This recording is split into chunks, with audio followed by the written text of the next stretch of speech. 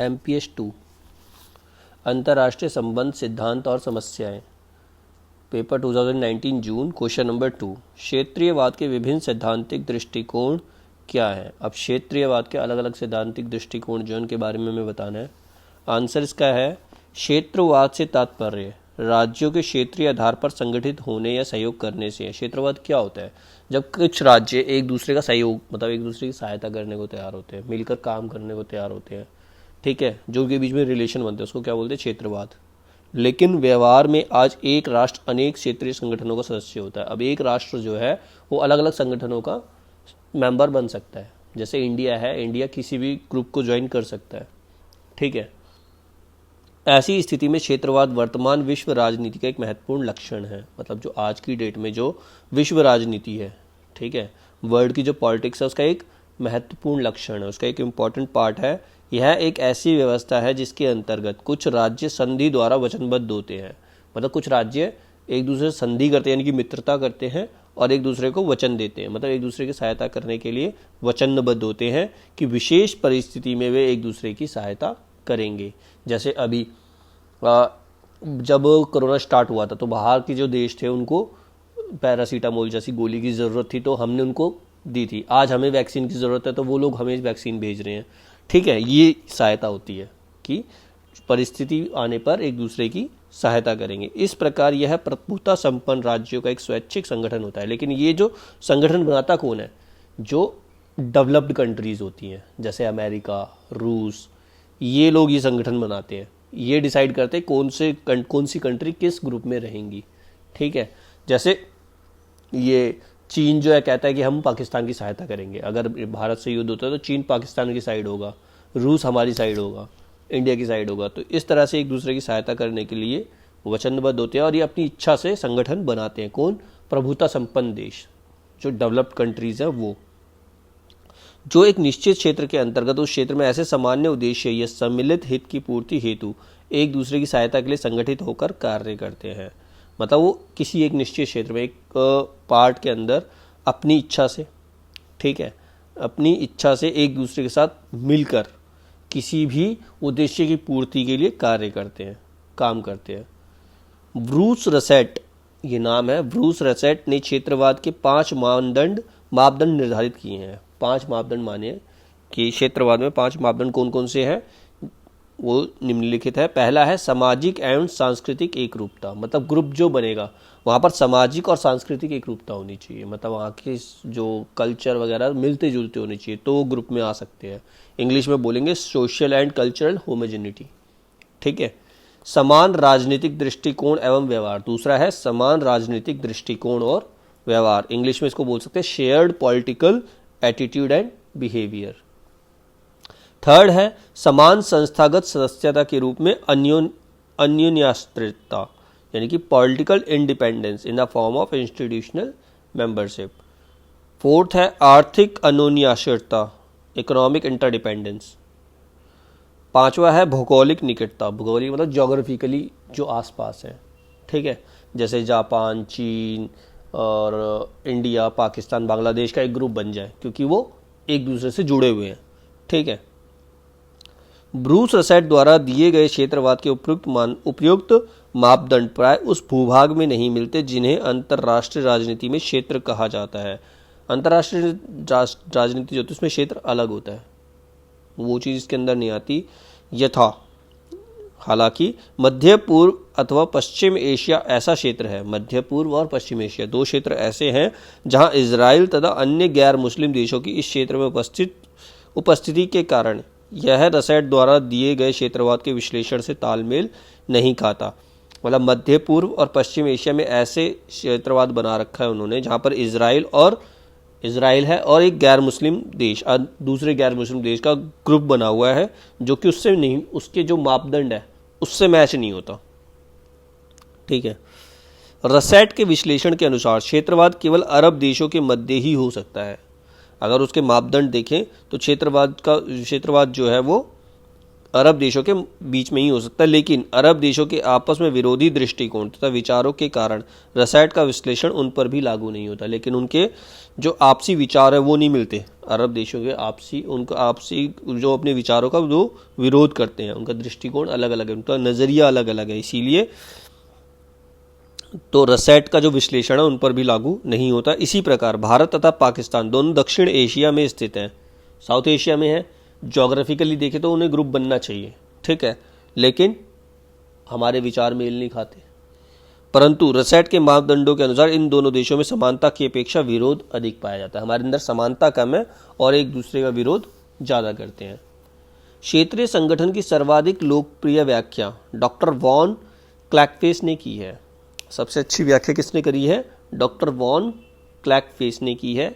उनके अनुसार एक क्षेत्रीय संगठन ऐसे प्रभुता संपन्न राज्यों का ऐच्छिक समुदाय है।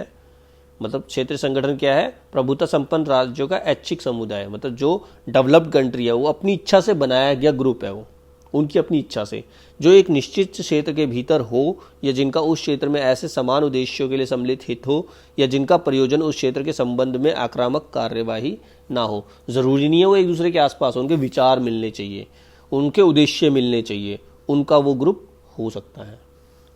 इस संबंध में नॉर्मन हिल ने सुझाव दिया है। अब नॉर्मन हिल क्या कहता है कि क्षेत्रवाद को एक नया नाम सीमित अंतर्राष्ट्रीयतावाद देना चाहिए। अंतर्राष्ट्रीयतावाद होना चाहिए इसका नाम, जो कि लिमिटेड है, सीमित मतलब कुछ देशों को मिलाता है, क्योंकि सबको नहीं, सब लोग नहीं मिल सकते।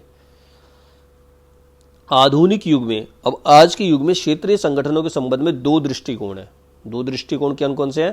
पहला है क्षेत्रवादी या यथार्थवादी दृष्टिकोण, क्षेत्रवादी या यथार्थवादी दृष्टिकोण, और दूसरा है विश्ववादी या आदर्शवादी दृष्टिकोण।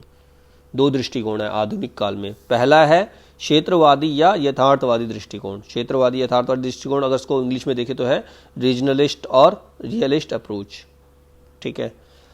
यथार्थवादी दृष्टिकोण क्षेत्रवादी है। यथार्थवादी मतलब जो सच में है, वो दृष्टिकोण, वो अप्रोच जो वो क्षेत्रवादी है, तथा विश्ववाद का आलोचक है। विश्ववाद तो वो हो गया कि सारे लोग एक दूसरे से मिलकर रहे, वो विश्ववाद हो गया, ये उसका आलोचक है। ऐसा पॉसिबल नहीं है। प्रोफेसर पोर्टर इस दृष्टिकोण के प्रबल समर्थक है। इस अप्रोच के जो समर्थक कौन है? Professor porter. उनके अनुसार विश्ववाद एक जल्दबाजी, ऊपरी और कुछ सीमा तक भावनात्मक प्रतिक्रियाओं का परिणाम है। विश्ववाद जो है जल्दबाजी में बनाए गए संगठन है, ठीक है, उसके अंदर भावनात्मक प्रतिक्रियाएं हैं, इमोशनल होकर बना लिए वो, ठीक है, लॉजिकल नहीं है वो। विश्व के सभी राष्ट्रों की अपनी विभिन्नताएं हैं। विश्व के जितने भी राष्ट्र सब अपनी अपनी तरह से अलग है, सब अलग अलग है। ये राष्ट्र जाति, भाषा, धर्म, संस्कृति आदि की दृष्टि से एक दूसरे से भिन्न है। मतलब विश्व के सारे जो राष्ट्र हैं, सारे जो देश हैं, उनमें अलग अलग धर्म है, अलग अलग कल्चर है, संस्कृति, ठीक है, अलग अलग जाति है, अलग अलग भाषा है, तो वो एक दूसरे के समान नहीं हो सकते हैं। इसीलिए विश्वव्यापी संगठन असफल रहे हैं। जो विश्वव्यापी संगठन है वो सफल हो नहीं सकते, क्योंकि इतनी सारी चीज़ों को मैच करना पॉसिबल ही नहीं है। अतः यथार्थ को देखते हुए, सच्चाई को देखते हुए यह उचित है कि सीमित क्षेत्रों में कुछ राष्ट्र मिलकर अपने हितों की पूर्ति के लिए कार्य करें। यानी कि कुछ राष्ट्र जिनकी सोच मिलती है, जो आपस में तालमेल बिठा सकते हैं, वो मिलकर कार्य करें, तो वो प्रैक्टिकल है, ठीक है।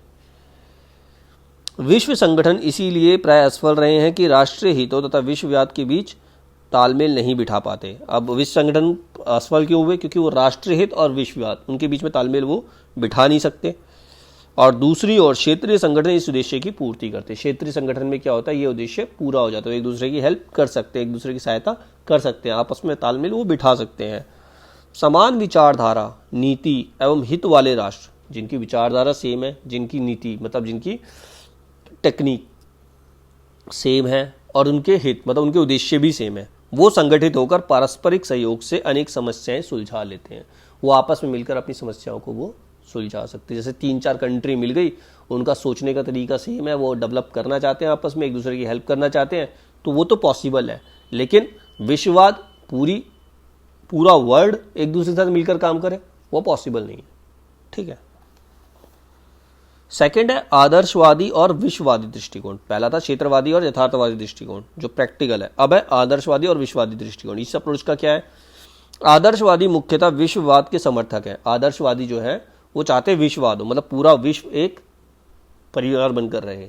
ठीक है, जो सामाजिक, राजनीतिक, आर्थिक क्षेत्र में क्षेत्रीयता के स्थान पर राज्यों की विश्वव्यापी पारस्परिक निर्भरता पर बल देते हैं। मतलब हर राज्य किसी न किसी चीज के लिए हर किसी के ऊपर डिपेंड होता है। वस्तुतः दोनों दृष्टिकोण, विश्ववादी तथा क्षेत्रीयतावादी में आंशिक सत्य विद्यमान है। मतलब दोनों का अपना अपना एक सोच है, तो कुछ हद तक वो सही है। आज के विश्व में अंतरराष्ट्रीयतावाद एवं क्षेत्रवाद ठोस वास्तविकताएं हैं। मतलब जो क्षेत्रीयवाद है वो ज़्यादा वास्तविक है, ज़्यादा प्रैक्टिकल है। क्षेत्रीय संस्थाओं का स्वागत ही किया गया है क्योंकि ये संस्थाएं राष्ट्रोत्तर उद्देश्य से प्रेरित होकर, मतलब अपने राष्ट्रों के उद्देश्य से प्रेरित होकर सहयोग करती है, एक दूसरे की सहायता करती है तथा संकुचित राष्ट्रीय हित से ऊपर उठकर क्षेत्रीय हितों की पूर्ति के लिए प्रयासरत रहती है। मतलब पूरे क्षेत्र की डेवलपमेंट के लिए कार्य करती है, कोशिश करती है, जो विश्ववाद के लिए मार्ग प्रशस्त करता है। क्षेत्रीयवाद ही विश्ववाद ला सकता है। जब 4 कंट्री आपस में मिलकर रहेंगी तभी वो दूसरी कंट्री को आपस में मिला सकते हैं, पूरे वर्ल्ड को आपस में मिला सकते हैं। 4-4 कंट्री ग्रुप बन जाएंगे। तो मान लो अभी कंट्री है हमारे पास, एक इमेजिन कर लो 30 कंट्रीज है, 30 कंट्रीज एक साथ मिलकर काम करें, इतना बड़ा ग्रुप काम नहीं कर सकता। मान लो 4-4 कंट्री ग्रुप बन गए, उनका एक एक लीडर है, वो लीडर आपस में मिल सकते हैं, तो क्या होंगे, 7 ही लीडर होंगे, 7 लीडर होंगे ना। 30 लीडर होने के बजाय क्या हो जाएंगे, 7 लीडर हो जाएंगे। 4 कंट्री का 1 लीडर हो गया, तो वो पॉसिबल है। क्षेत्रीयवाद से विश्ववाद पॉसिबल हो सकता है, वो उसका रास्ता साफ कर सकते हैं।